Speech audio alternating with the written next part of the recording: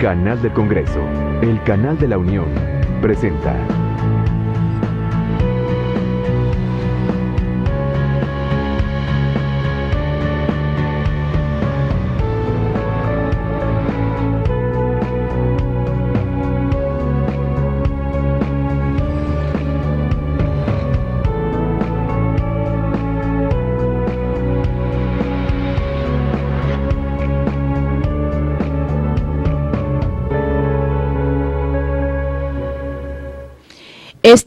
Este proceso del que nos habló la persona que nos acompañó de la Cancillería. En esa oportunidad tuvimos el arrojo y la valentía y la determinación de hacer un compromiso en torno a esta agenda y en torno a rearticularnos como feministas en los balances de estos instrumentos internacionales que han constituido un punto de partida muy importante para todas nuestras luchas.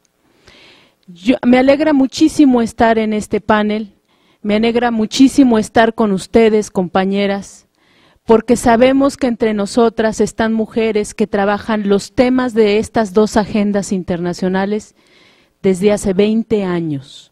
Aquí están las que han defendido en el terreno los temas de estas agendas. Me alegra mucho también dar un saludo a Leonor Cortés, que está a punto de sentarse, compañera octogenaria que recibió un reconocimiento en el Encuentro Nacional Feminista, a quien todas reconocemos como una madre, ¿no?, amorosa que nos sobre sus hombros caminamos, compañeras. Muchísimo gusto de tenerte aquí, Leonor ahí. Leonor Cortés.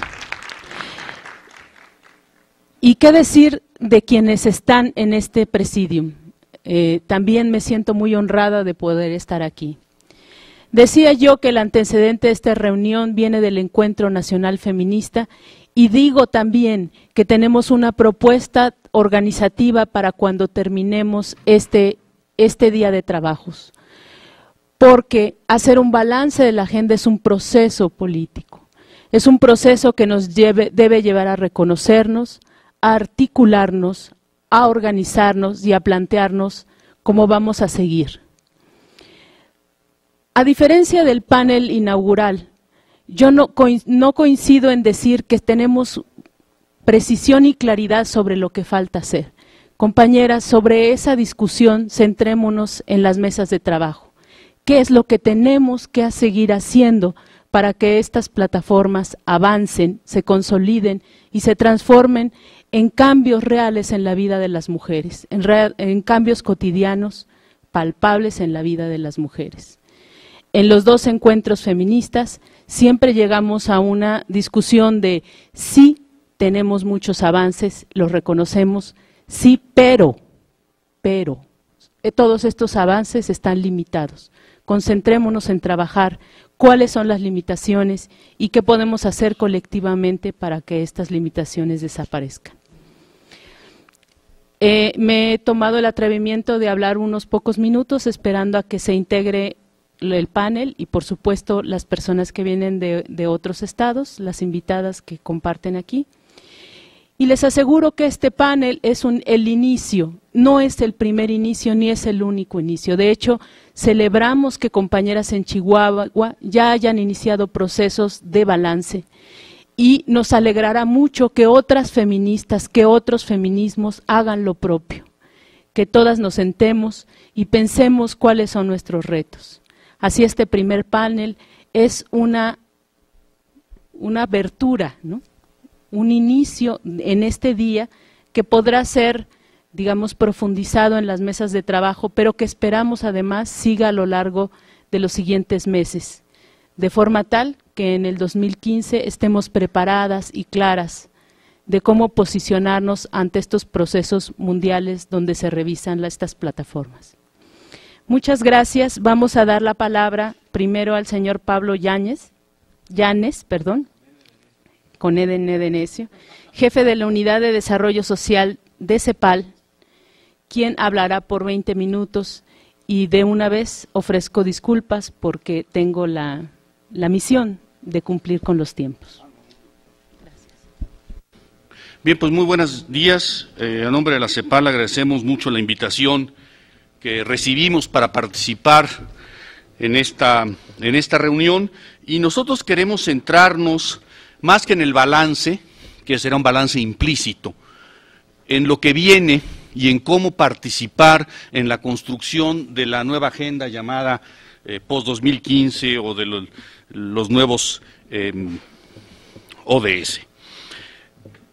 Podemos decir que México cumplió en lo fundamental con los objetivos del desarrollo del milenio, con la importante excepción de la reducción en 3/4 partes de la mortalidad materna. No es un caso menor, que revela problemas tanto en lo que se llaman las restricciones estructurales en el logro de las metas, como en la manera como se diseñan las propias metas. Es decir, este es un caso muy específico en el cual se planteó una meta de carácter mundial pensando en los países de menor desarrollo, en donde bajar 3/4 partes, pues sí, bajar de 1,000 a 250 cumples la meta, pero 250 sigue siendo altísimo.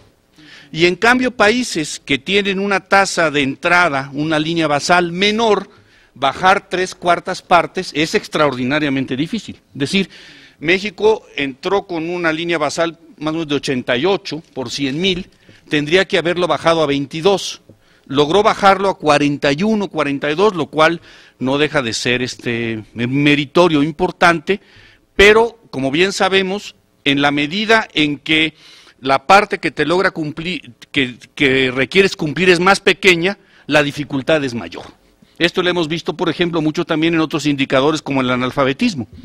Bajar el analfabetismo del 50 al 10% es más fácil que bajarlo del 10 al 5%. Y todavía más difícil es bajarlo del 5 al 0%. No obstante, el balance que hay que hacer también es cuál es el tipo de indicadores sociales que corresponden a un país en función no de los países con menores indicadores sociales, sino en función de su mayor o de su grado de desarrollo. Me parece que hay que poner sobre la mesa, en términos del diseño y el debate que hay sobre las próximas metas del milenio, es cuáles son los indicadores sociales mínimos que debe tener la economía 13ª del mundo, porque eso es México. No es simplemente que un país de renta media, ingreso alto, no. O sea, un país como México, con este tamaño, con esta magnitud de economía, ¿qué indicadores sociales debieran ser los mínimos aceptables para este país? Vuelvo al ejemplo de la muerte materna, que es un ejemplo interesante. Efectivamente se bajó el indicador a la mitad, de 80 a 40, dejémoslo en números redondos. El promedio de muerte materna en los países desarrollados es 16. México está en este momento en 40. Este 40 respecto al 80 es evidentemente un gran avance, pero no debiera estar más cerca, por el tamaño de su economía, de este 16 que del 40 en el que se ubica. Esto nos lleva a un tema que voy a tratar más adelante, que es cómo diseñar las nuevas metas del milenio o metas del desarrollo sustentable, probablemente se van a llamar así, en función de las lecciones aprendidas. Vuelvo al punto. No obstante que efectivamente se cumplió con las metas del objetivo número 3, que como ustedes saben se llamaba promover la igualdad de género y el empoderamiento de la mujer. Adelante. Es conveniente señalar lo siguiente: varias de las metas no eran suficientemente ambiciosas. Inclusive hay que recordar que el Estado mexicano propuso metas adicionales, porque las metas originales, algunas de ellas ya estaban cumplidas en el 2000. Es decir, como el criterio fue establecer metas universales, entre comillas, porque efectivamente al fijarse indicadores tan bajos, prácticamente en la gran mayoría de las metas los países desarrollados estaban de entrada fuera, salvo algunas que tienen que ver con la paridad en la representación política o el tema del VIH-Sida, pero en la gran mayoría estaban prácticamente fuera. Se generaron metas que en muchos casos eran de relativo fácil cumplimiento. Y esto nos lleva a repensar el nuevo diseño de metas sobre la base de parámetros distintos. Y en otros casos hay que reconocer que el cumplimiento de las metas, y estoy poniendo los casos, ahorita los vamos a ver, 3.2, 3.3 y 3.4, la manera laxa en la que se fija la meta permite el cumplimiento de la misma o darlo por cumplida con modificaciones incrementales, aunque estas no fueran sustantivas. Veamos el siguiente cuadro. Este es el objetivo 3 de las metas del milenio para el mundo, y en el caso de México se estableció la línea base, el avance de cumplimiento.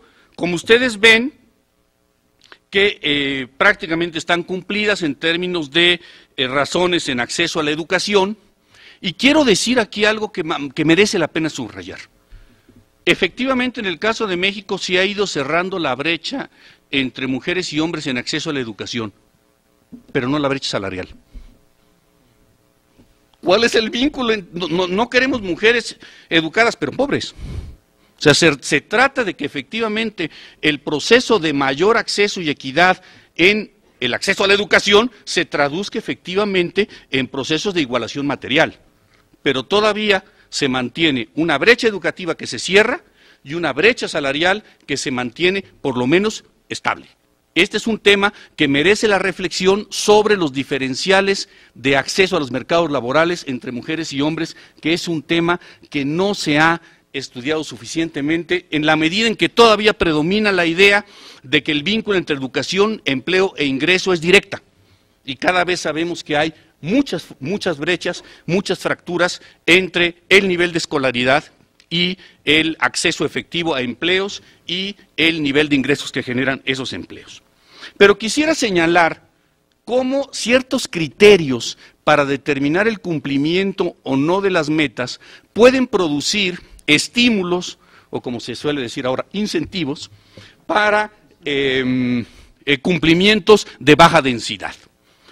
Si ustedes ven el 3.2, 3.3a y 3.3b, si los pueden ver ahí, fíjense que la meta que establecía proporción de mujeres en el total de asalariados en el sector no agropecuario pasó de 38.8 a 41.1, una modificación importante pero bastante modesta. Pero el criterio de medición aumentó. Entonces, si aumenta 0.1, pues aumentó, ¿verdad? Porque 0.1 hasta donde yo sé es superior a 0. Entonces, si estableces un criterio en donde lo único que importa es que se haya modificado, aunque sea un poquito, y con eso das por cumplida la meta, estableces un incentivo de hacer poco o hacer lo mínimo en función de lograr la certificación o el avance. Lo mismo sucede en las metas que tienen que ver con representación política. La proporción de escaños ocupados por mujeres en la Cámara de Diputados efectivamente ha subido, y subido de manera importante, pero el tema aquí es qué tanto te acercas a la paridad o qué tanto te alejas a la extrema inequidad. Ese es el punto central. Por eso el criterio no puede ser solo aumentó, y en este caso es opinión nuestra que en la situación de países de carácter federal hay que incorporar también los congresos locales.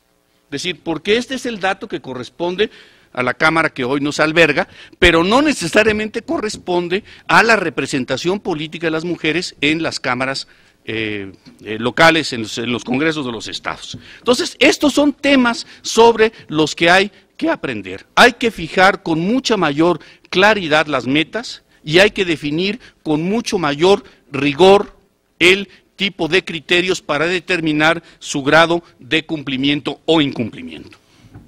Es por esto que pensamos que el nuevo enfoque de la Agenda Post-2015 debe ser un enfoque que se base en una concepción de derechos.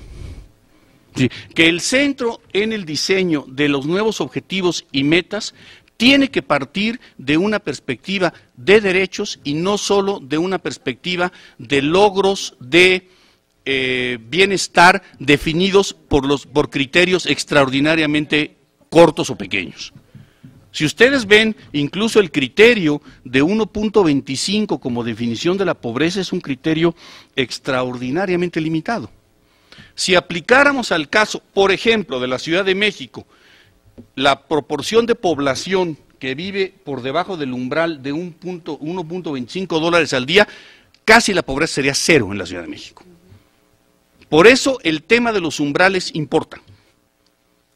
El tema de a dónde quieres llegar y qué consideras que es lo mínimo de la vida digna. Detrás de esto no hay una discusión técnica solo, hay una discusión ética y una discusión política. Y en ese sentido debe entenderse que la construcción de la agenda post-2015 tiene estas tres dimensiones. Tiene una dimensión política, tiene una dimensión ética y tiene al final una dimensión técnica. Por eso nos parece que uno de los grandes factores que debe incorporarse como vector analítico y de diseño es ¿cuánto me queda? Una concepción de derechos. Segundo, el gran ausente de la agenda post-2015 fue el tema de la desigualdad.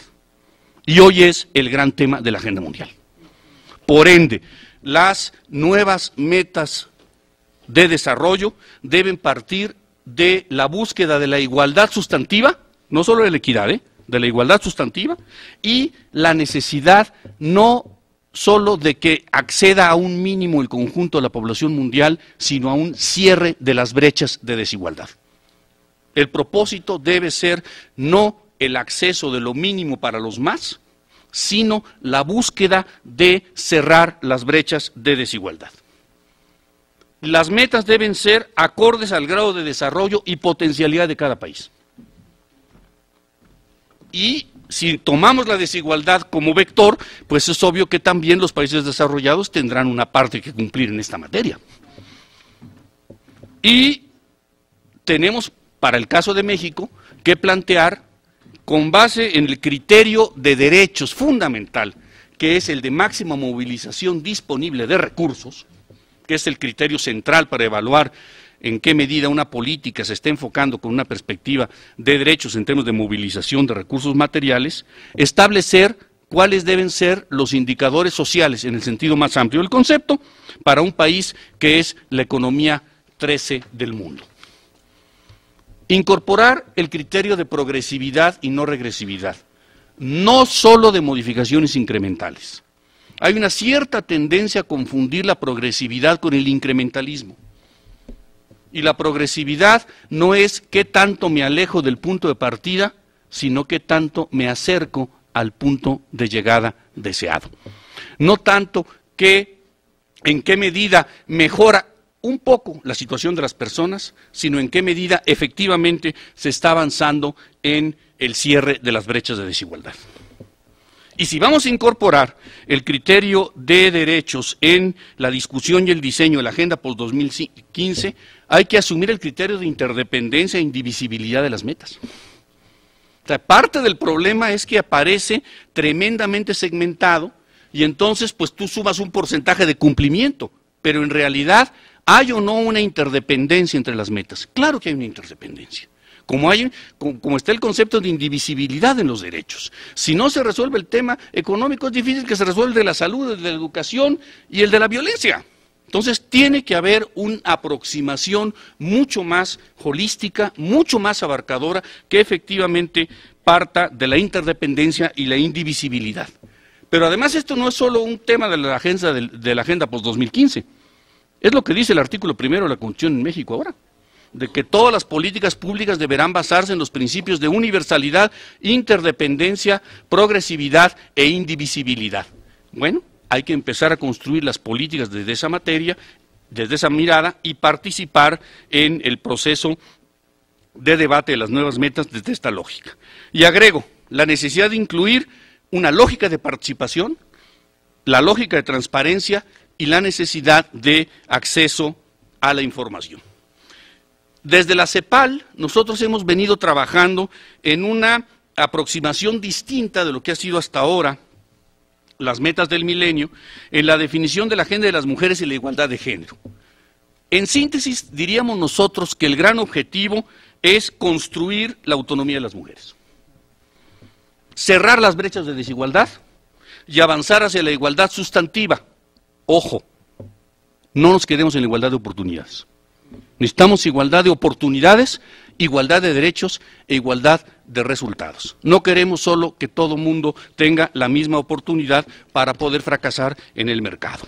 No, queremos que se cierren las brechas de desigualdad.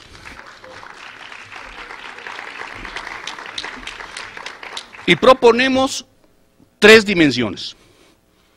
La autonomía física de las mujeres. Construir metas y medidas para garantizar al menos derechos sexuales y reproductivos y eliminación de toda forma de violencia de género. Una vida libre de violencia y yo diría y libre de miedo también. La dimensión subjetiva de la autonomía física de las mujeres es un asunto central. Segundo, la autonomía política. Metas y medidas para asegurar por lo menos plena representación y paridad en los parlamentos y agregamos en los gobiernos y en la judicatura. O sea, la meta actual estaba reducida a los congresos. Creo que hay que plantear ya el tema del Ejecutivo, de los gabinetes y un tema poco tratado que es el tema de la judicatura. O sea, en qué medida se avanza hacia procesos mucho más paritarios en la composición de los órganos responsables de la impartición de justicia. Garantía del derecho de organización, y es muy importante aprender a tener peso y voz propia, utilizo una expresión que me gusta mucho de Marcela, equifonía, para la definición y decisión en los asuntos públicos. Y un tema que creemos que es menos trabajado y que es de mucha importancia para la CEPAL, que es la necesidad de construir la autonomía e independencia económica de las mujeres. Y entender que hay una interdependencia entre las 3 autonomías, entre la autonomía física, entre la autonomía política y la autonomía económica de las mujeres. La autonomía para ejercerse requiere base material y requieren romperse las condiciones cotidianas que garantizan la reproducción de la subordinación social. Y en este sentido nos parece que sería muy importante avanzar hacia cerrar la brecha salarial entre mujeres y hombres en un marco de recuperación general de los salarios, porque no se trata de que las mujeres tengan el derecho de ganar los mismos salarios bajos que los hombres. Se trata de que todo mundo gane salarios dignos y que mujeres y hombres tengan acceso igualitario a la remuneración. Medidas para romper la desigualdad que imponen el techo de cristal y también el piso pegajoso. Elevar sustancialmente el número de mujeres con ingresos propios, y agrego, y suficientes. Porque uno de los grandes temas del ingreso de las mujeres es que tienen ingresos propios, pero muy insuficientes. Para tener autonomía económica no importa solo poder disponer del ingreso, sino de que el ingreso sea suficiente para poder tomar decisiones. El gran tema de las mujeres es una inserción inequitativa en la actividad económica que les obliga a trabajar más, obtener ingresos menos, ingresos en muchos casos propios o no, pero uno de cuyos rasgos centrales es la insuficiencia y la pequeñez de los mismos. La importancia de avanzar en la compatibilización de la vida personal y laboral, y aquí agrego personal, no familiar, O sea, no toda la vida de las mujeres es entre la familia y el trabajo. Yo creo que hay que reconsiderar la conceptualización y es compatibilizar la vida laboral y la vida personal, familiar o no. Esa será decisión de cada mujer. Reducción de la pobreza de tiempo de las mujeres.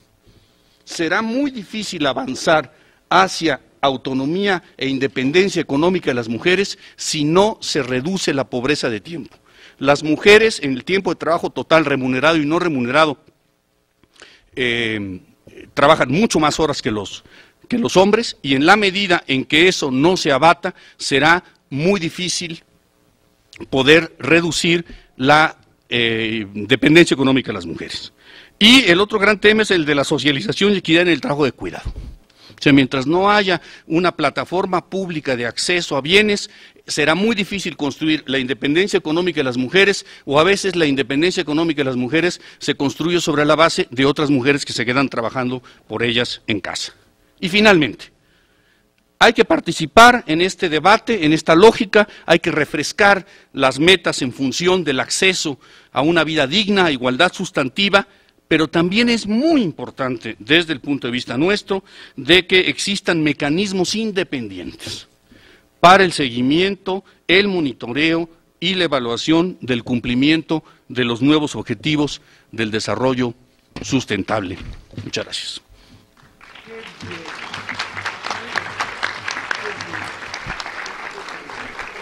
Muchas gracias, Pablo Llanes. La intervención me despierta muchísimos comentarios, pero en beneficio del tiempo, prefiero que siga la siguiente panelista, la doctora Patricia Uribe Zúñiga, directora general del CENSIDA. Mucho gusto de que estés aquí, Patricia, porque ha sido muy importante para las organizaciones que trabajamos el tema de la salud. Ajá. ¿Pueden apagar la luz, por favor? Es que si no, a ver si me hacen caso. Voz de mujer. ¿Ah? Muy buenas ya tardes a todas y todos. Yo agradezco muchísimo a las diputadas que me hayan invitado, a Elena, que se encuentra ahorita en este momento, a este foro, y que reflexionemos. Hay dos ejemplos que se van a mencionar: el de salud materna, vinculado a los objetivos del desarrollo del milenio, y el de VIH-Sida. No sé si ya tienen mi presentación. Como no vemos, no podemos ver si ya está. Pero mientras la colocan, quiero comentarles que el ejemplo de VIH-Sida, me habían pedido inicialmente que también podía comentar algo de salud materna desde la visión de salud. Yo estuve un tiempo, como saben, en la parte de salud reproductiva, pero el ejemplo de VIH-Sida nos permite ver, es un ejemplo donde ha habido una gran movilización social.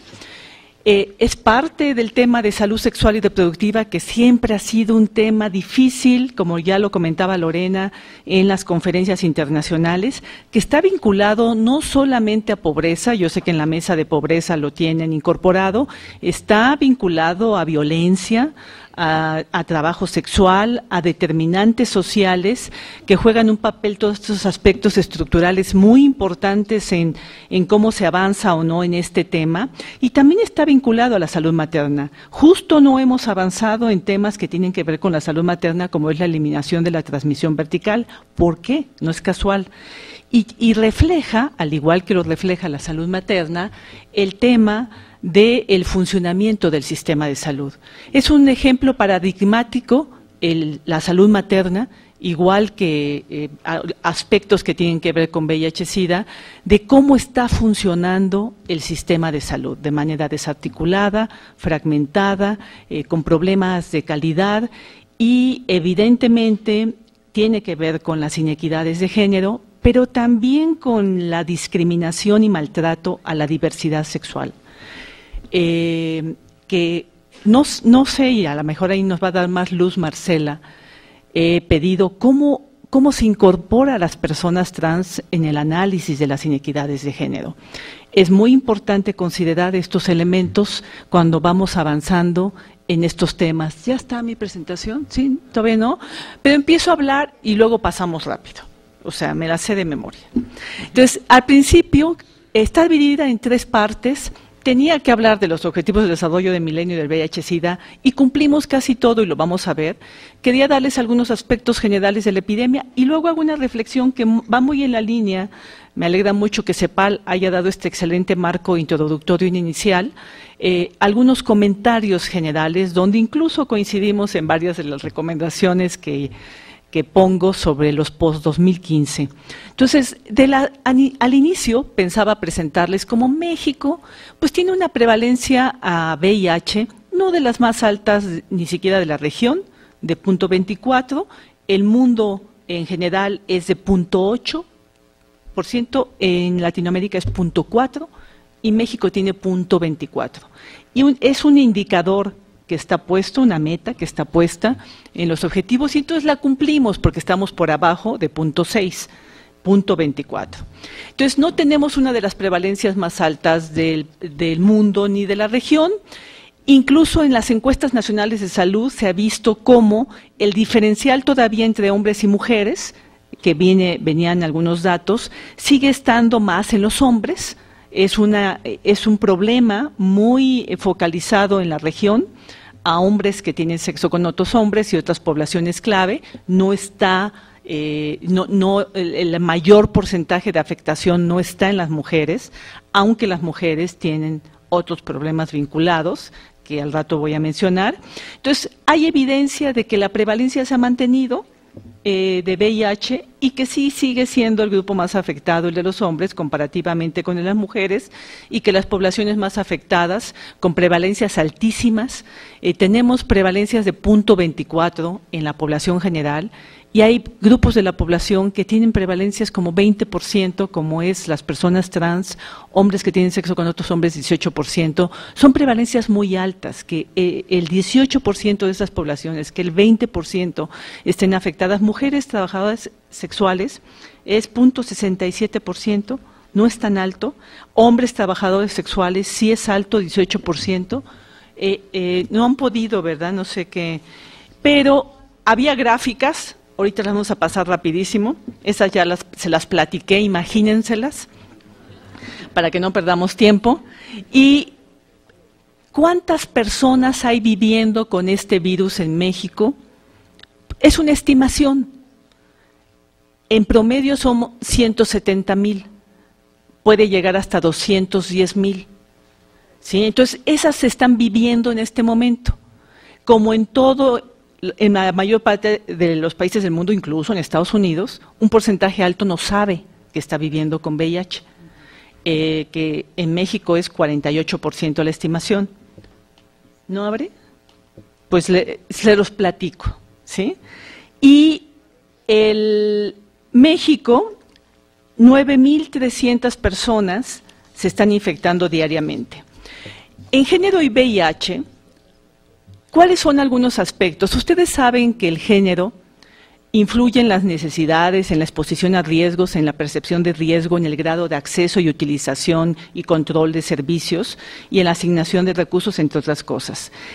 En los hombres, por ejemplo, es claro que en el rubro de necesidades, horarios vespertinos, pero cada vez más en las mujeres, porque también las mujeres ya estamos trabajando. Pero las mujeres tienen otras necesidades, como no tienen el control del dinero, entonces a los traslados. Si no tienen apoyo para el traslado, no acuden a las consultas y dejan de ir a las consultas. Si no tienen quien les cuida a los hijos, siguen estando a cargo de ellas, faltan más seguido que los hombres a las consultas.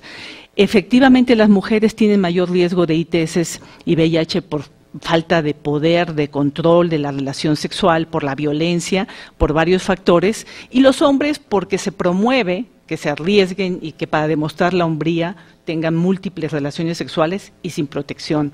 Los hombres nos han dicho no usar condones, como ir en motocicleta a 200 kilómetros por hora, ¿no? Es una aventura. Pero la percepción de riesgo es muy baja en las mujeres, porque hemos dicho todo el tiempo los países latinoamericanos, y es real, que la epidemia está concentrada en las poblaciones clave. Entonces las mujeres no escuchan los mensajes, están ajenas y se sienten ajenas a los mensajes.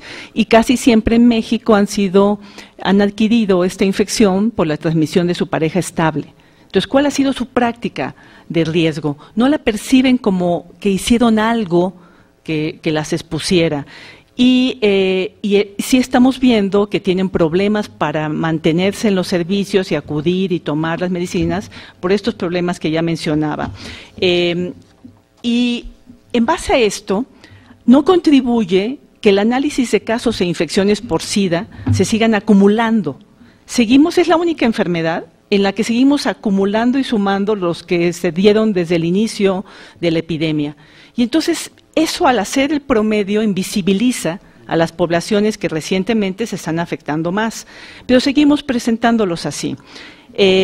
Las mujeres en este momento en México son el 18% de los casos de SIDA acumulados, pero el 26% de las nuevas infecciones por VIH. La relación hombre-mujer ha ido cambiando. Cuando veo infecciones, que es lo más reciente, ya es 3-1.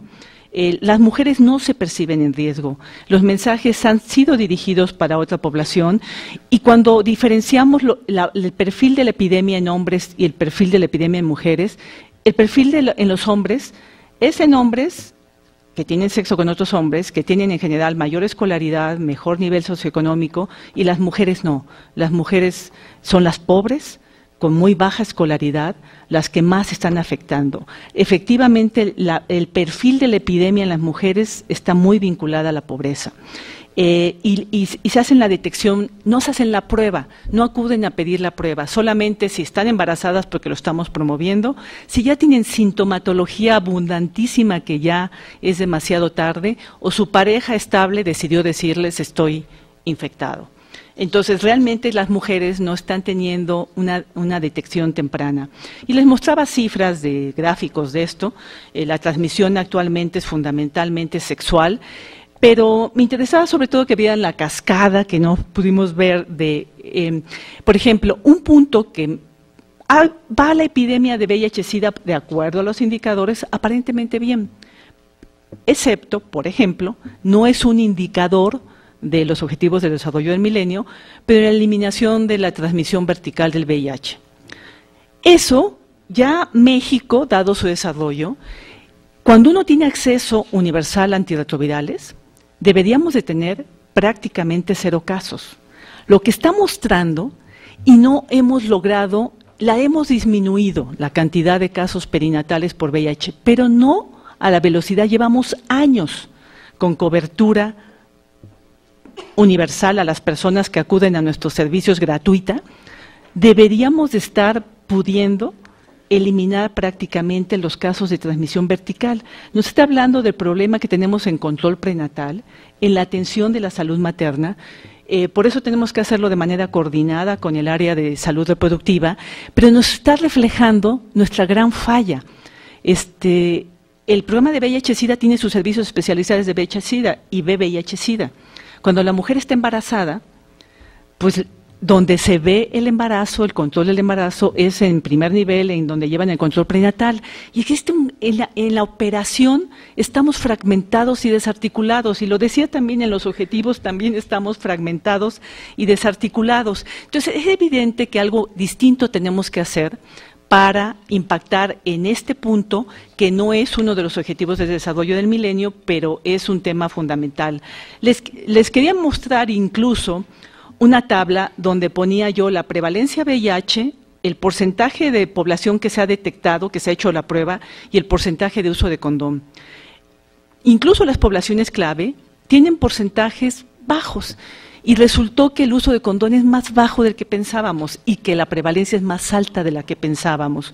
Entonces tenemos que incrementar esto. Las mujeres embarazadas debería de ser 100% la detección y hemos alcanzado 60%, antes era 5%, como decía bien Pablo, al principio es más fácil, después va siendo más difícil, y se han hecho algunas acciones para tratar de eliminar estos problemas que hemos identificado, desde un observatorio ciudadano de la transmisión vertical, y hacer un análisis de qué está pasando con el perfil de la epidemia en las mujeres, cómo podemos integrar los servicios de salud reproductiva eficientemente con los de VIH, etcétera, etcétera.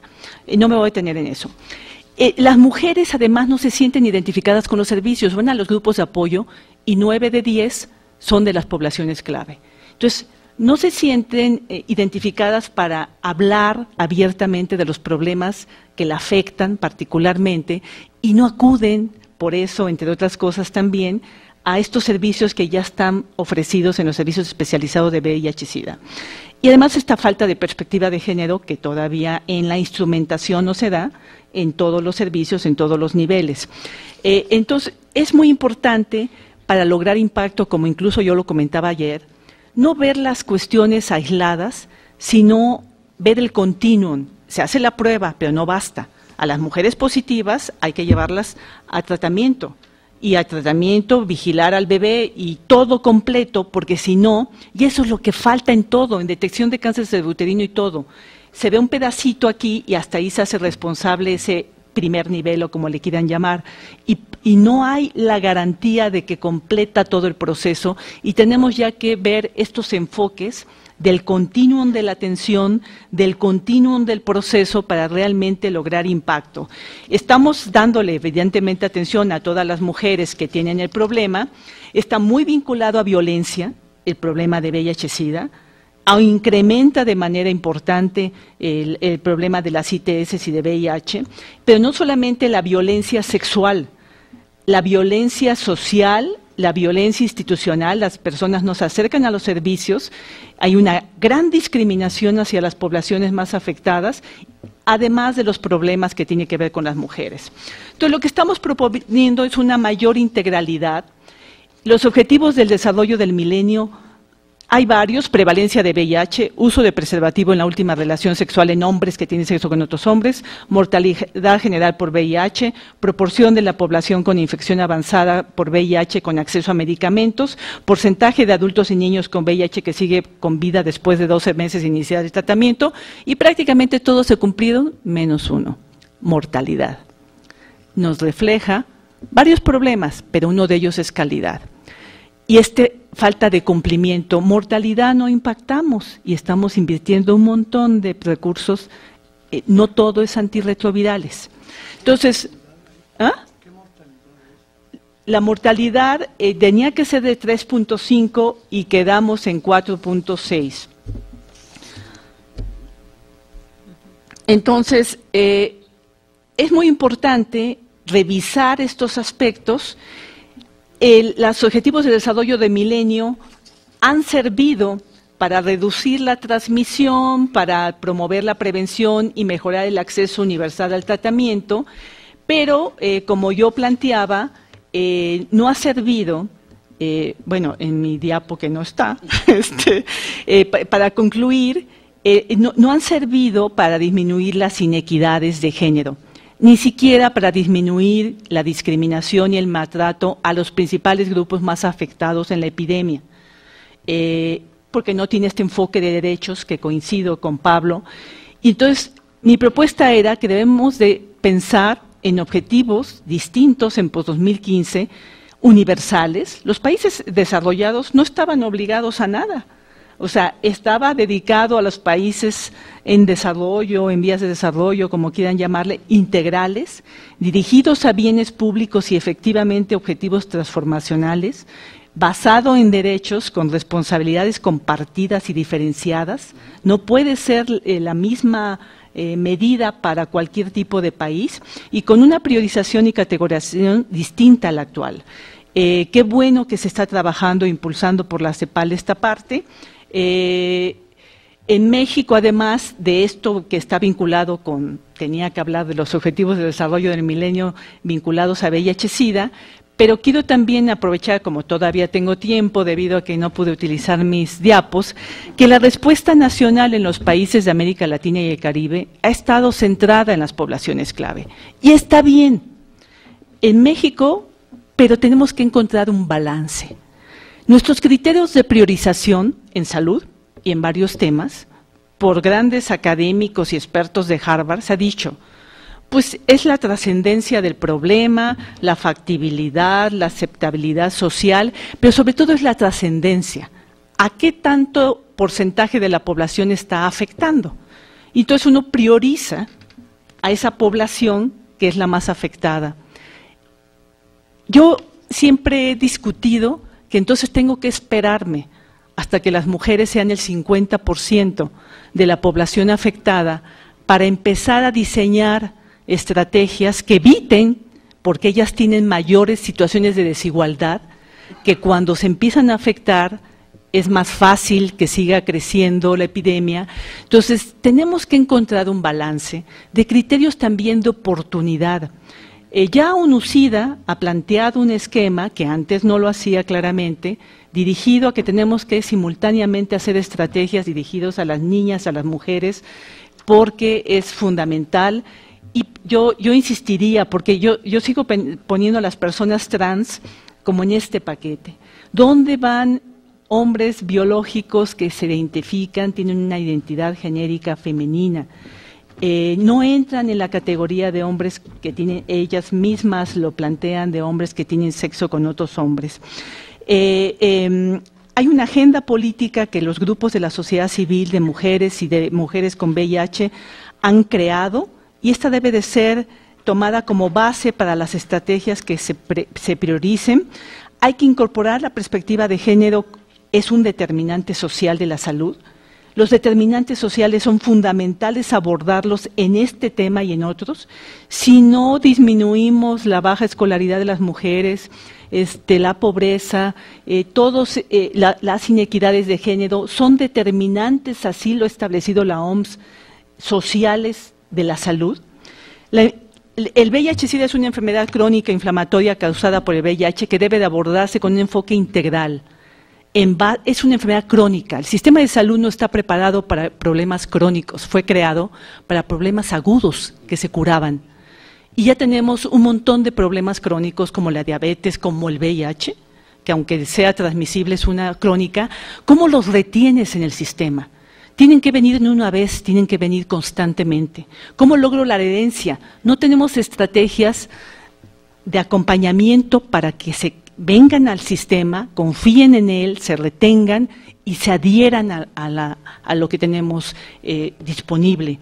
Entonces, tenemos que pensar en un modelo distinto para enfermedades crónicas, más integral en este continuum y este balance que permita priorizar a las poblaciones más afectadas, es una realidad, pero no desatender a las que se encuentran en mayor situación de desigualdad como son las mujeres.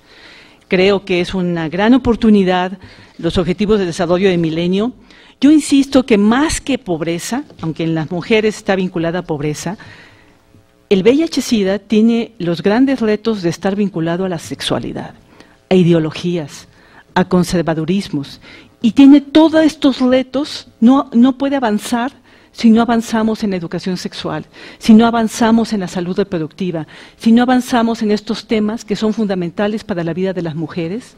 La salud reproductiva transforma nuestras vidas. Gracias a que pudimos controlar la reproducción, podemos estudiar, podemos trabajar, podemos tener más opciones educativas, laborales, etcétera. Y creo que es un tema central. Yo, si me preguntaran, el VIH-Sida no lo pondría junto a paludismo ni malaria, lo vincularía más a este componente que tiene que ver más con un tema que siempre causa ronchas en todas las conferencias internacionales, que es la salud sexual y reproductiva. Muchísimas gracias.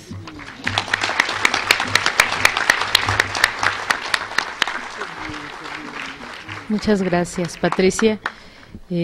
Tomen sus notas. Terminando el panel hay oportunidad de hacer preguntas a las y el panelista, y tomen sus notas porque en las mesas de trabajo tendremos oportunidad de desmenuzar estos temas.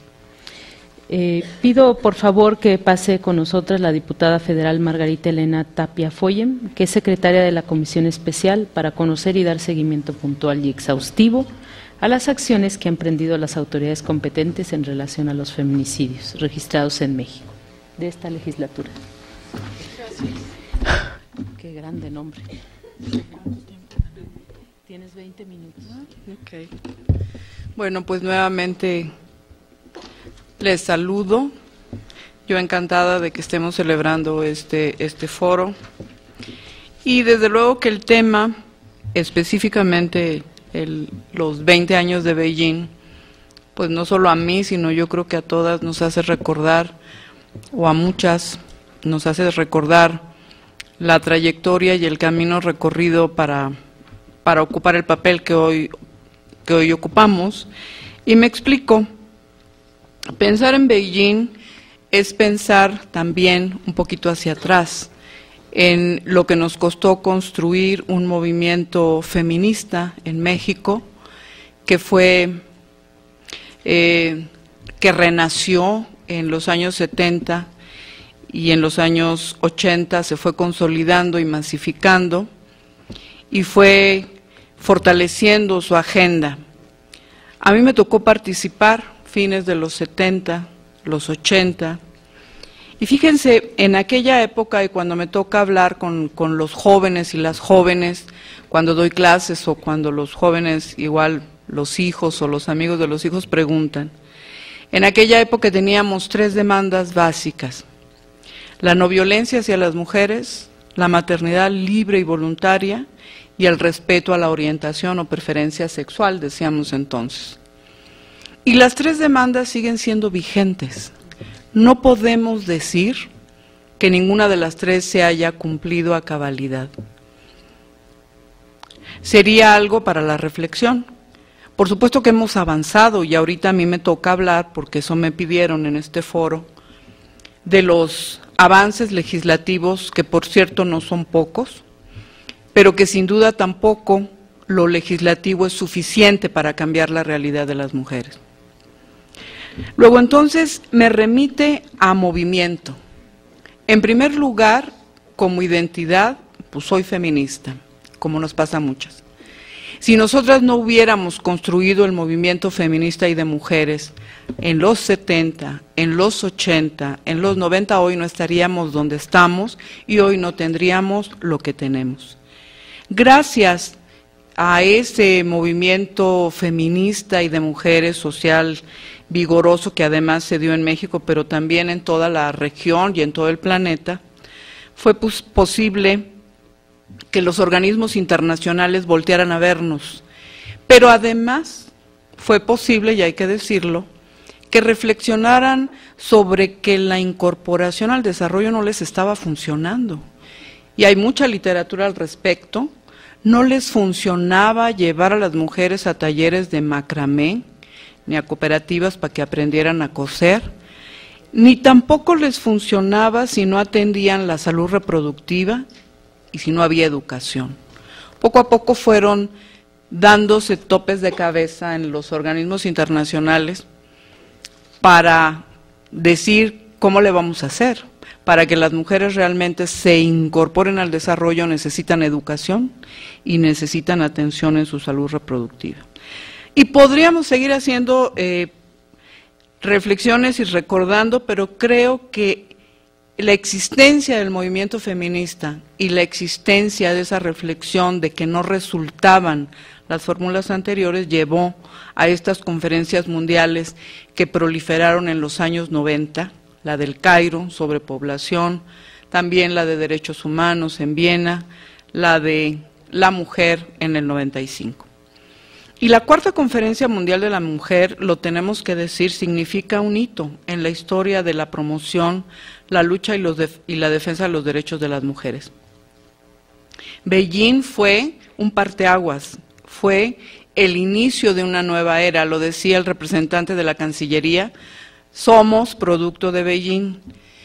El antes de Beijing es ese movimiento social fuerte. Beijing fue como formalizar la plataforma que veníamos construyendo de antes y que fuera reconocida por las instituciones y por los gobiernos, por las instituciones internacionales y por los gobiernos.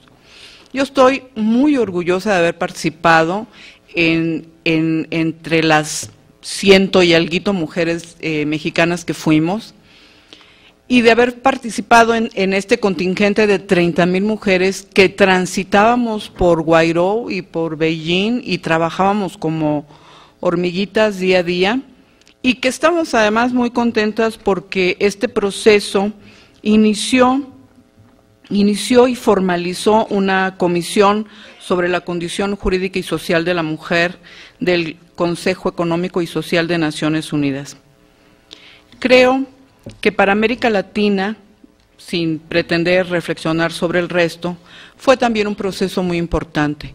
Los años 90 fueron los años de construcción de nuestras redes feministas, fueron los años de los talleres de liderazgo, fueron los años de decir que necesitamos feministas líderes que vayan y defiendan y peleen, pero también fueron los años con el antecedente de 1987 del encuentro feminista latinoamericano que se hizo en Taxco, donde llegaron miles de mujeres, donde se mostró la masificación del movimiento a nivel de todo el continente. Y esto no hay que olvidarlo, porque nos obliga a pensar hoy en la reflexión que había. ¿Somos las mismas ONGs de aquella época a las que somos ahora? Y los encuentros feministas latinoamericanos fueron importantes también para dar ese empuje a nivel de la región. En México, alrededor de 250 ONGs se formaron el espacio llamado Mujeres hacia Beijing. Y a nivel de América Latina se formaron también coordinaciones que preparaban su presencia en esta importante conferencia.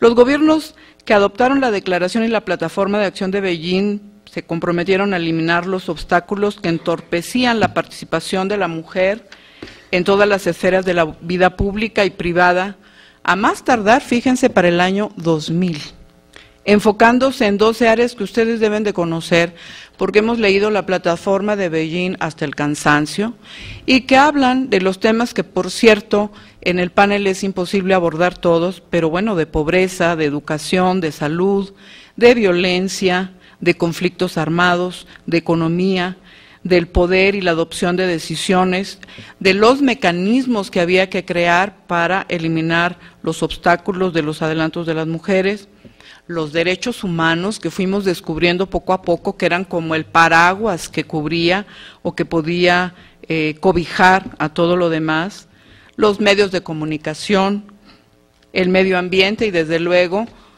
el reconocimiento de las niñas, de que no podíamos seguir hablando de las mujeres en general o de la mujer en general, sino que también dentro de nosotras mismas teníamos que empezar a reconocer las distintas identidades.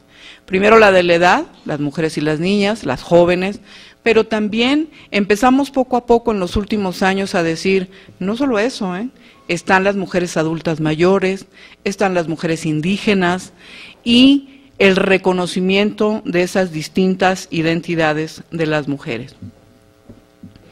La plataforma de acción también fue asumida pues, por las instituciones y se crearon en América Latina distintas instancias en el Poder Ejecutivo cuyo objetivo era, en el Poder Ejecutivo con el objetivo de crear políticas transversales con perspectivas de género, el diseño de implementación de planes pro igualdad, yo recuerdo cuando se estaban elaborando los primeros planes pro igualdad, y políticas afirmativas de empleo, educación, salud reproductiva, entre otras, y recuerdo también los años en que nos llamaban para dar conferencias y entender el concepto de acción afirmativa. Bueno, todavía hoy, pero en los 90, ¿y qué es eso? ¿Con qué se come, no? ¿Cómo se aplica? ¿Es un detergente o qué es, no? Eso de la acción afirmativa. Y su aplicación en los distintos ámbitos de la vida, ¿no? Del empleo, de la educación, de la salud reproductiva, entre otras.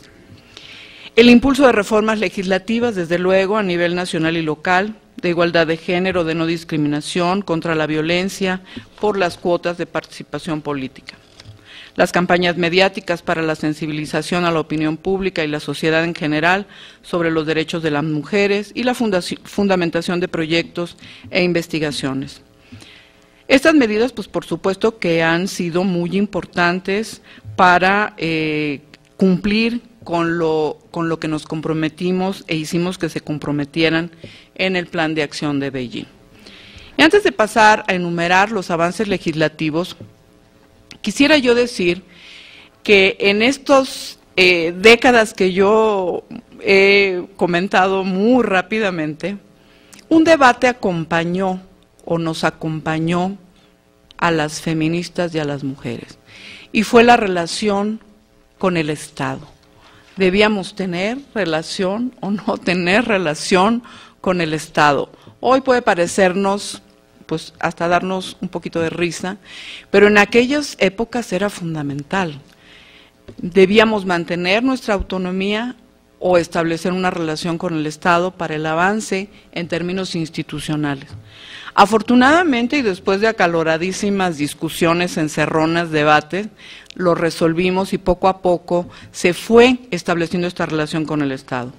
Creo que los resultados fueron correctos, fue positiva la decisión, y entonces se pudo impulsar en el espacio legislativo el cumplimiento de la plataforma de Beijing en estos casi 20 años, en donde las recomendaciones de organismos internacionales como la CEDAW, la Organización Internacional del Trabajo, las de Derechos Humanos, por mencionar solo algunas, han influido y han permitido los siguientes avances que solo voy a enumerar, porque también tenemos ahora el acceso a materiales que los enumeran, que condensan, pero es importante mencionarlo.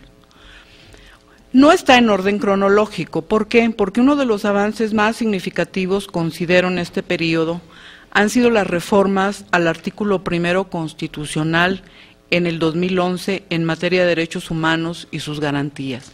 Por esta cuestión que yo les decía, que con los derechos humanos podemos cobijar prácticamente todos nuestros derechos como mujeres. Los tratados internacionales con esta reforma se elevan a un rango constitucional y queda prohibida explícitamente la discriminación por razones de género y las preferencias sexuales. En el año 2000 destacan dos iniciativas relacionadas con los mecanismos institucionales para el adelanto de la mujer del Plan de Acción de Beijing.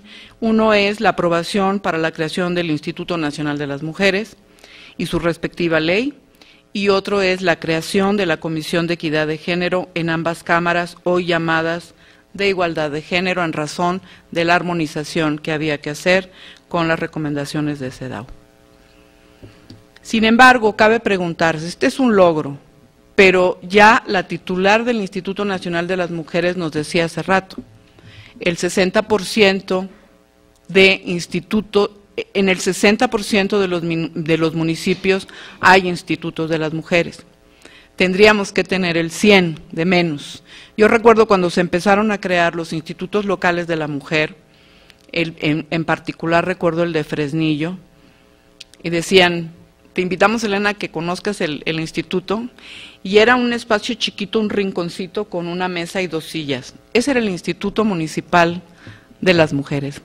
No tenían un peso, tenían la bendición de todo el mundo, y una plataforma enorme de Beijing que había que cumplir, ¿no? Y aparte toda la agenda de mujeres en México. Entonces, necesitamos cubrir esos porcentajes que todavía no están llenos, pero además hay otras cuestiones que han aparecido con la creación del Instituto Nacional de las Mujeres, los estatales y los municipales. En los debates del Encuentro Nacional Feminista en Jalisco, yo recuerdo muchas participaciones de compañeras que se quejaban de cómo se va complejizando. Tenemos ya la institución, pero ahora el funcionamiento y la evaluación, y si realmente es correcto lo que se hace, si tiene sentido, si no tiene sentido. Hay mucho que hacer en esta materia, pero hemos avanzado. Otro mecanismo creado en el 2005, y regreso a lo legislativo, fue el Centro de Estudios para el Adelanto de las Mujeres y la Equidad de Género, el CEAMEG, aquí en la Cámara de Diputados. Y lo menciono porque a través de este centro, pues se ha podido, a lo largo de unos cuantos añitos, investigar y producir. ¿Para qué? Para que nosotras, las activistas, tengamos, y las mujeres interesadas en este tema, tengamos insumos para seguir realizando nuestro trabajo. Me voy más rápido. En el 2003 entra en vigor la Ley Federal para prevenir y eliminar la discriminación. En el 2004 se aprueba la norma oficial sobre planificación familiar para el uso de la píldora de anticoncepción de emergencia. En el 2005 se expide la norma oficial mexicana relativa a la violencia en la familia, sexual y contra las mujeres, criterios para la prevención y atención. En el 2006 se crea y entra en vigor la Ley General para la Igualdad entre mujeres y hombres. En el 2007, y gracias a la labor de la exdiputada Marcela Lagarde, de Angélica de la Peña, de Malu Micher y de todas las que formaron esa legislatura, pero con el liderazgo muy claro de Marcela, entra en vigor la Ley General de Acceso de las Mujeres a una Vida Libre de Violencia. En el 2013 se decreta el nuevo reglamento que modifica, entre otras disposiciones, las relativas a la declaratoria de alerta de violencia de género. Se crea también la Comisión Especial de Seguimiento a Feminicidios, como una comisión especial, pero que es importante tenerla. A partir de 2008, y a iniciativa de las comisiones de igualdad de género de la Cámara, se ha incluido en el decreto de presupuesto de egresos de la Federación un anexo específico con los recursos orientados al adelanto de las mujeres y la igualdad de género. Y ya hoy, nos decía la titular de InMujeres, bueno, se registra un incremento de 200% en el presupuesto asignado a cuestiones de género. En 2009 se adopta la norma mexicana para la igualdad laboral entre hombres y mujeres. En junio de 2012 se decreta la Ley General para prevenir, sancionar y erradicar los delitos en materia de trata de personas y para la protección y asistencia a las víctimas de estos delitos, que por cierto, hace rato que fui a pasar lista, me enteré porque le dieron publicidad, ya llegó a la Cámara de Diputados la propuesta, la nueva propuesta de trata, de ley de trata, que lo que busca es mejorar esta que ya tenemos, arreglar algunas cuestiones que tenemos que cuidar y trataremos de mantenerlas informadas al respecto. Hay que mencionar en los pocos minutos que me quedan ya, y que en las entidades, en las 32 entidades del país, han avanzado las legislaciones que yo he señalado de manera desigual. Falta todavía que todas estas leyes se aprueben en los estados.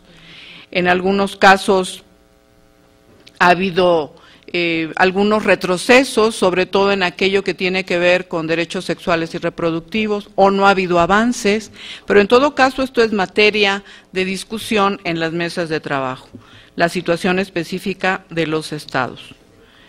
Con relación a esta nueva legislatura, yo les quiero comentar que iniciamos en el 2012 con la discusión de, ustedes lo deben haber visto, de la iniciativa del entonces presidente Calderón como una iniciativa con preferencia que teníamos que dictaminar en 30 días sobre la Ley Federal del Trabajo, una ley que no se había analizado ni se había cambiado en décadas, la tuvimos que dictaminar en unos cuantos días. Y quedó con muchas deficiencias, quedó con muchos agregados que no le encontramos sentido, por lo menos en el Partido de la Revolución Democrática. Pero hay que decir, con relación a esta ley, que por lo menos quedó establecida la prohibición del examen de ingravidez para la contratación, que habla de la protección de los derechos de la mujer trabajadora que es madre, que establece poquitos, pero algunos días de licencia de paternidad. Es decir, que tenemos que entender los blancos, los negros, los grises y los grisecitos de estas iniciativas y no solamente decir no sirven de nada. El apartado de mujeres, si hicimos el ejercicio, si lo contrastamos con las recomendaciones de la CEDAW, muchas de las recomendaciones se cumplieron. Entonces es una ley que por un lado tiene cosas que no nos parecen, que son aberrantes, como darle legalidad al outsourcing, dar pie a al reconocimiento de la inestabilidad laboral, de la flexibilización, etcétera, pero en el caso específico de mujeres tiene algunas cosas rescatables y yo las invito a que hagan el ejercicio de revisarlo. Muy bien. Hemos hecho otras cosas y espero tener oportunidad de comentarlo en las mesas, pero quisiera yo cerrar diciendo lo que ya Silvano, nuestro coordinador, comentó al principio. En materia de participación política ha sido de suma importancia lo que pudimos lograr de la cuota del 40-60 para una mayor representación de mujeres en los espacios legislativos. Estamos ahorita a la expectativa y dando la pelea por conseguir la paridad y, desde luego, que en términos simbólicos una mayor representación de las mujeres en las cámaras es muy importante. Pero yo quiero aprovechar este foro para decirles, compañeras de las organizaciones de la sociedad civil, tenemos que hacer efectiva esta mayor representación en las cámaras.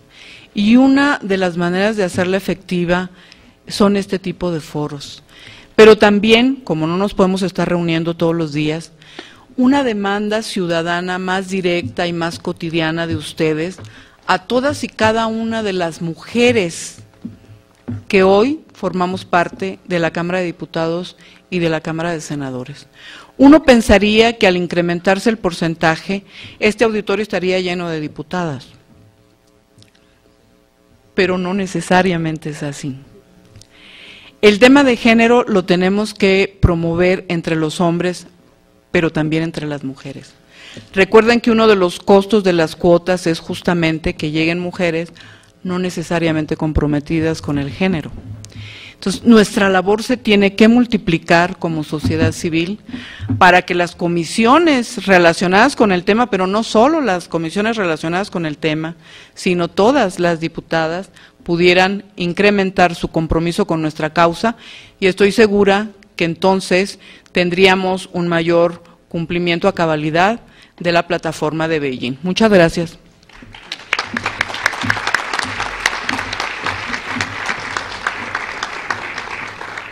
Muchas gracias, Elena.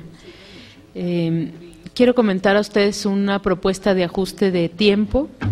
Quisiéramos que terminando nuestra última panelista pudiéramos tener solo 10 minutos para preguntas y respuestas, y no 20 como dice el programa, para poder después ir a las mesas de discusión que están dispuestas en la parte de atrás de este salón.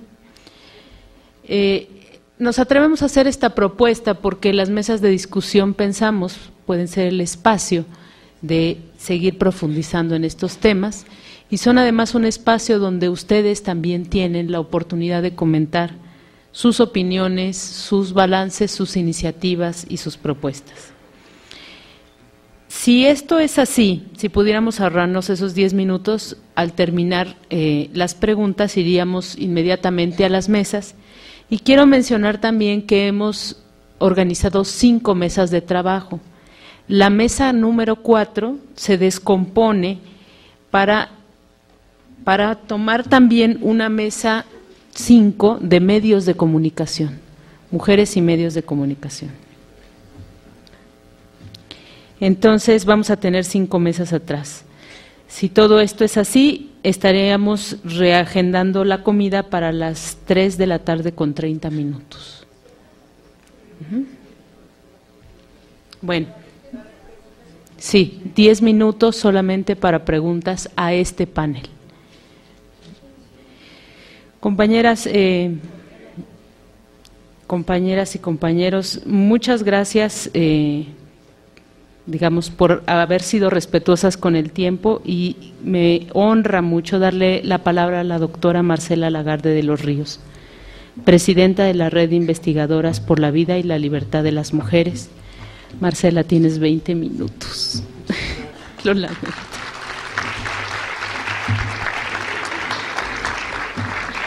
¿Cuántos? 20 minutos. 20. Ay, se me cayeron todas las tarjetas. Déjalas, me apena. Bueno, igual que los demás, ¿verdad? 20 minutos, está bien. Además, como me toca al final, pues ya dijeron un montón de cosas. Algunas no estoy de acuerdo, otras estoy súper de acuerdo, y además lo dijeron mucho mejor de lo que yo lo iba a decir, y además demostrativamente. Pero bueno, quiero pensar y ubicarme con mis compañeras como Beijing, como efectivamente la síntesis de un impulso que tardó un siglo en cuajar. Un siglo. Los derechos de las mujeres. Eso fue Beijing. Fue aterrizar mecanismos, plataforma de acción, de cómo se iban a aterrizar los derechos humanos de las mujeres. No pongan todavía lo que, porque no estoy hablando de eso, por favor. Yo les digo cuándo. ¿Sale? ¿Ya lo borraron? ¿Se borró mágicamente? Gracias. Entonces, ¿en qué iba?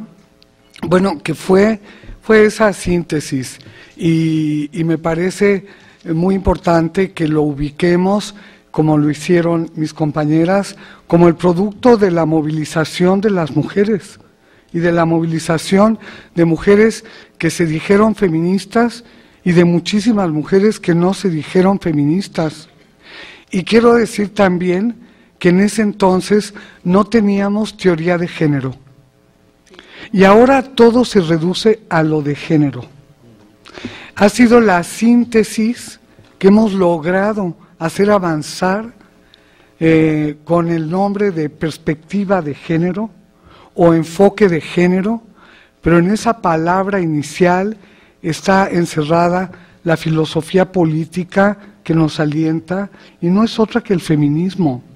Entonces me parece formidable estar aquí reunidas haciendo una reflexión sobre Beijing a los 20 años, cuando ha sido, me parece a mí, uno de los movimientos sociales, políticos, civiles, el feminismo, que más incidencia ha tenido en la vida social en todo el mundo, en este periodo.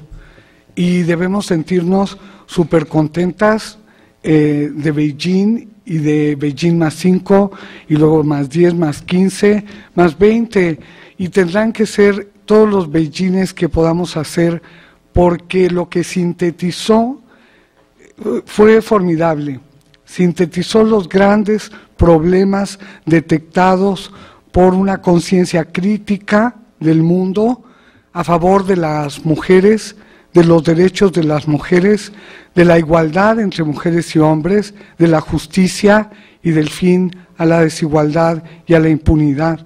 Eso es, tenemos plataforma para muchos años, mucha plataforma, y debemos cuidarla y no decir, como me dijo una compañera por ahí en Bolivia un día, en una conferencia, dijo, pero ya hay que hablar de otra cosa que no sea Beijing.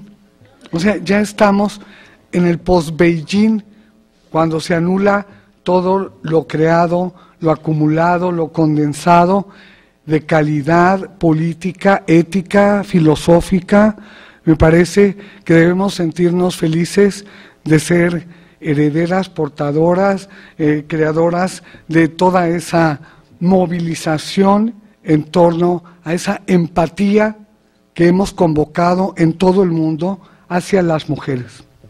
Ha sido la primera vez en la historia que nos hemos movilizado para argumentar, para atraer a los otros, a las otras que no estaban de acuerdo, que ni siquiera eran sensibles, que no estaban convencidas, y nosotras con argumentos y con un movimiento civil pacífico de resistencia, de subversión, de transgresión, de rebeldía, hemos influido y cambiado cosas tan importantes como las leyes contrarias a nosotras. Hemos creado leyes a favor de nosotras. Hemos creado protocolos, reglamentos, todo eso que vamos haciendo para que sean realidad los derechos humanos de las mujeres.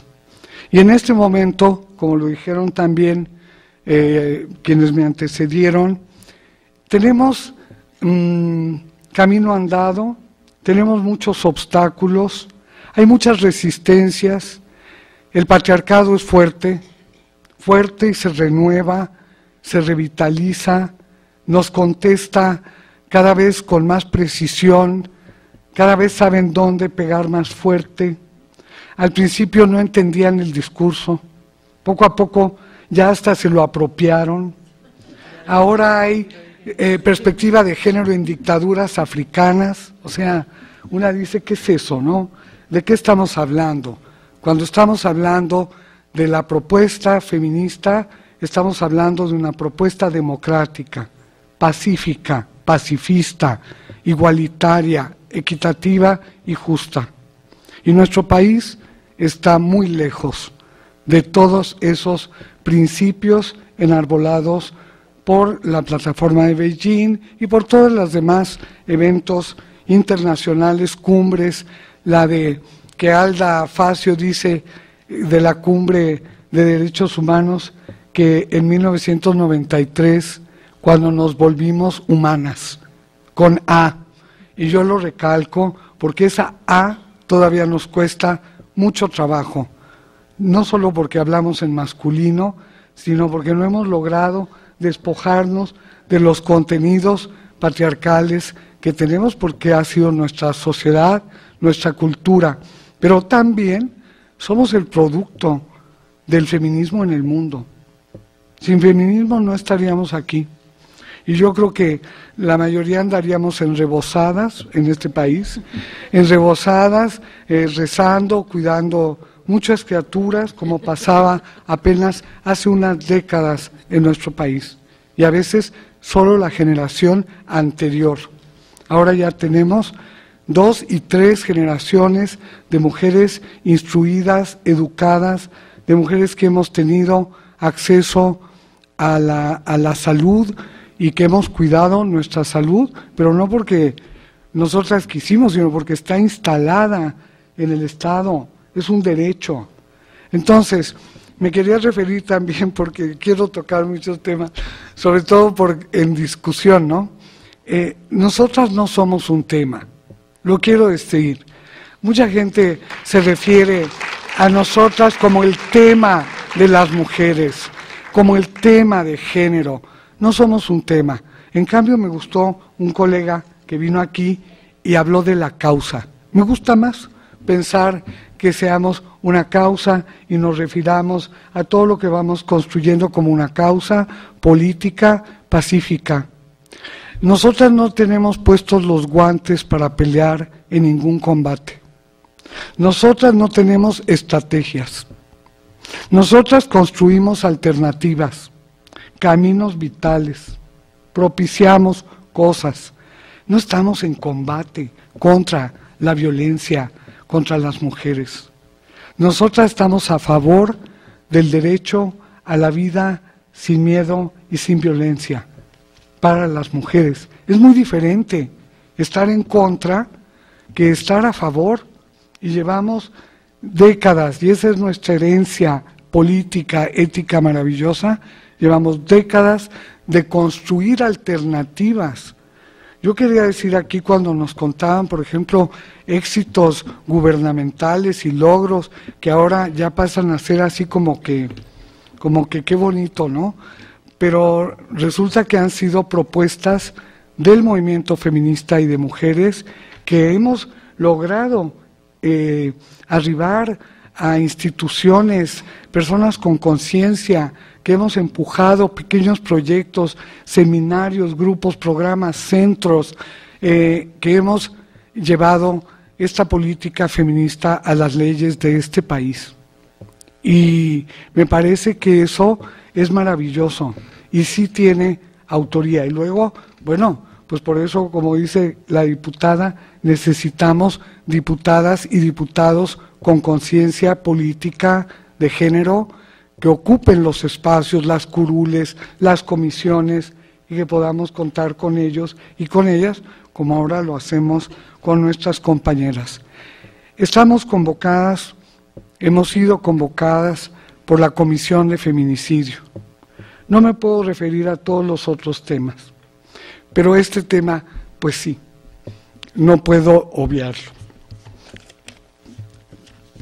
Traje aquí, para hablar de uno de los objetivos del milenio, una nota publicada por La Jornada, que todas la han conocido, la han leído en las redes, y que es extraordinaria la fotografía, me encantaría que la tuvieran allá arriba, porque muestra una clínica, un hospital, no sé si es clínica o hospital, en perfectas condiciones, no es un jacal, no es una choza, no está llena de basura, está limpísima, es maravillosa.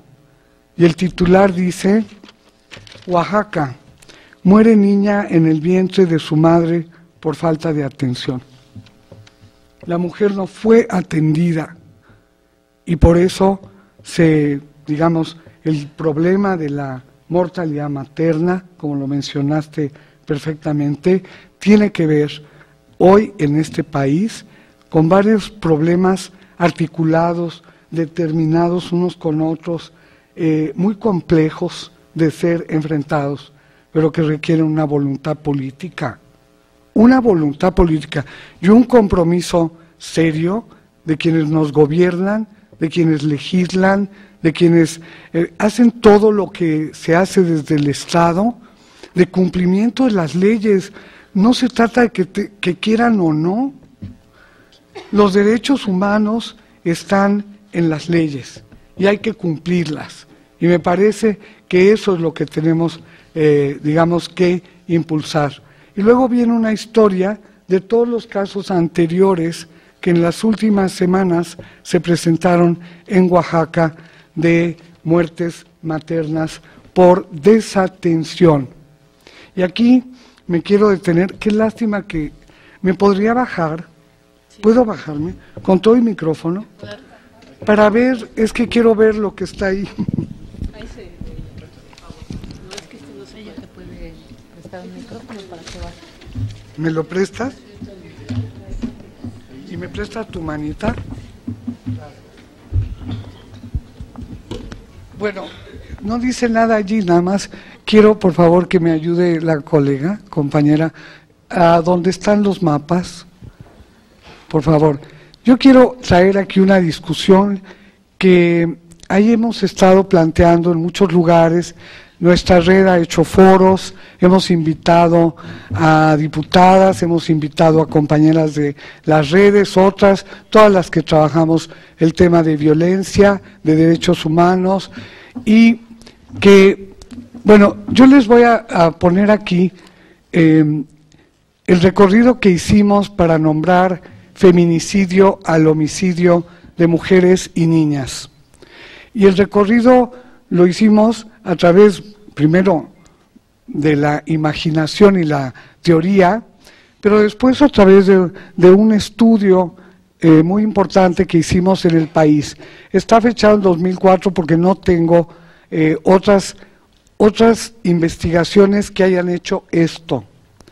Aquí se ve con claridad que esos homicidios en el año 2004 abarcan los estados más pobres del país. Ahí se ve. Y Chihuahua, que era famosa por Ciudad Juárez, que está al norte, ocupa en realidad el 7º lugar en tasa de homicidios en el país. En ese año, el estado que más alta tasa tuvo de lo que hoy llamamos feminicidio fue Nayarit. Ahí está. Y luego están los otros estados. Hoy han variado, han subido y han bajado estados por más alta tasa. Bueno, fuimos caminando para que a eso hoy se le llame feminicidio en muchos lugares. En nuestro país, está en los códigos penales, está en muchos sitios.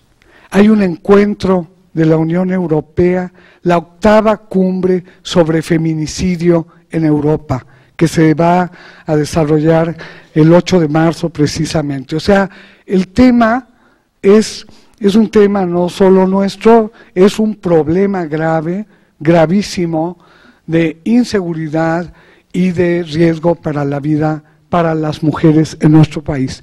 ¿Me pasa la que sigue? Pero descubrimos al hacer la investigación diagnóstica que además de feminicidios, además de homicidios dolosos y culposos, como se les llama, hay otros fenómenos graves que fueron apareciendo en la investigación, no los buscamos, aparecieron. Y vean el mapa de suicidios de mujeres en ese mismo año y lo podemos comparar con el mapa de homicidios dolosos o culposos de mujeres en el país. El estado que tiene la más alta tasa de homicidios, bueno, es parte de la península, es Quintana Roo, el segundo es Campeche y el tercero, no alcanzo a ver, ayúdenme, Tabasco y Yucatán. O sea, tienen la más alta tasa de suicidios de mujeres y niñas. Y si me pasas la anterior, por favor, la anterior. Y si ven en la más alta tasa de homicidios, Yucatán tiene la más baja tasa. La más baja tasa de homicidios, pero una tasa altísima de suicidios. ¿Por qué? Pues por las condiciones de género de las mujeres en ambos problemas de violencia, porque el suicidio en este país lo podemos ubicar como un problema de violencia de género y de clase y de edad y de etnia y de toda la intersectorialidad que hay con las condiciones de cada mujer. Por eso pasa eso. La que sigue, porfa. Pero encontramos otra cosa importante. Patricia, ¿dónde andas? Ya, acá estás. Mira, la tasa de mortalidad materna en ese mismo año, en esa investigación diagnóstica, nos da el estado de, ¿cuál es? De Chiapas, y el de acá es Guerrero, ¿no? Chiapas y Guerrero como los lugares más altos. Yo me acuerdo de la más alta tasa en esta Cámara, hicimos un evento donde se planteó el tema de la mortalidad, estuvieron compañeras entrañables, algunas ya no están aquí, planteando el tema de un municipio, creo que era San Luis San Pedro, en Guerrero, que tenía una tasa de mortalidad materna comparable con Ruanda, Burundi. Así era. Así es nuestro país, es esperpéntico y también maravilloso. O sea, hay tales desigualdades que podemos encontrar eso, pero vuelven a aparecer, como en el feminicidio, como en el suicidio, estados de una situación de vida terrible, sin horizontes, y ahí están esos estados. La mortalidad materna, entonces empezamos, aquí hay compañeras con las que hicimos la investigación, a pensarla como parte de una violencia mortal para las mujeres. Se parecía al feminicidio. Entonces creamos una categoría que es violencia feminicida. Se lo regalo a todas. La violencia feminicida se conforma por la violación a los derechos humanos de las mujeres, que concluye en muerte violenta en algunas ocasiones. Hay sobrevivientes de feminicidio, como hay sobrevivientes de casos extremos de abandono en el desarrollo de las mujeres embarazadas que logran sobrevivir al parto, a la crianza, logran sobrevivir. Son sobrevivientes de una política terrible en nuestro país. Entonces, pensamos en la mortalidad materna como parte de las muertes violentas, por dos criterios fundamentales, pensando en los derechos humanos. Uno, porque esas muertes pudieron ser evitadas. Son muertes evitables, de acuerdo con la Organización Mundial de la Salud y con otras instancias. Pero además son muertes precoces. La mayor parte de las veces quienes mueren son adolescentes, mujeres jóvenes o mujeres en edad reproductiva, como todavía se dice, y hay violencia porque no se cumplió la garantía de los derechos humanos de esas mujeres, simplemente. Y por eso las incluí como violencia feminicida. Ya les va cayendo el 20. Les gusta la onda para comprender que todo tiene que ver con una política sexual y por eso hablamos de género. La que sigue, porfa. Tasa de mortalidad de mujeres por cáncer cervicouterino. Vean nomás cómo está. Otra vez Chiapas, Oaxaca, Guerrero, y ahí van los estados, que son los que tienen el índice de desarrollo más bajo en el país. La que sigue, tasa de mortalidad de mujeres por cáncer de mama. Vean nada más el norte, allá Chihuahua y Sonora y también Jalisco, tiene alta tasa. ¿Qué es lo que pasa? Bueno, ya hay muchas explicaciones escritas, las han dado especialistas. Bueno, pues no hay siquiera la revisión temprana. Las mujeres no tenemos revisión de las mamas. Y entonces vamos cuando ya está el cáncer avanzado, cuando ya no se puede hacer nada. El DF estaba en primer lugar y por eso también luego me explico cosas. El programa de detección temprana de cáncer en esta ciudad fue considerado el programa central de la política de género en la ciudad durante años para salir de eso. Espero que ya haya bajado, no lo sé. Termino. La que sigue. ¿Ya no? Bueno, ese. No quiero abusar. Solo quiero decir, queridas, que muchas gracias por la vida y la libertad de las mujeres. Muchas gracias.